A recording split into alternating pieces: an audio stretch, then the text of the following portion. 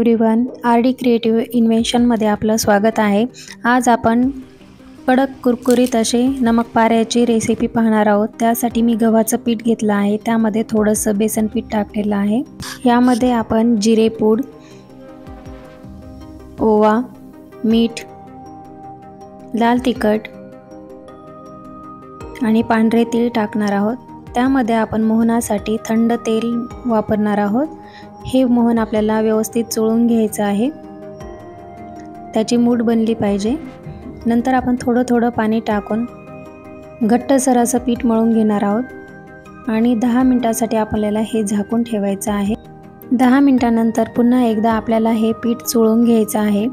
त्याचे छोटे छोटे गोळे करून पातळशीर अशी आपल्याला पारी लाटून घ्यायची आहे।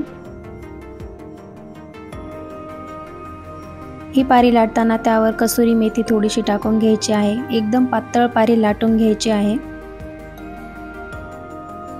या पारीवरती आपल्याला फोकने होल बनवून घ्यायचे आहेत व्यवस्थित।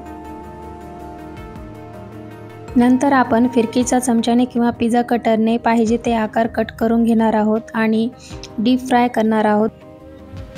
हे चांगले कुरकुरीत होईपर्यंत आपल्याला तळून घ्यायचे आहे। इथे तयार आहेत आपले कुरकुरीत नमक पारे।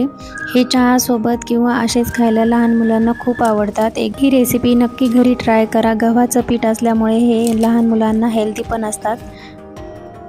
Thanks for watching guys.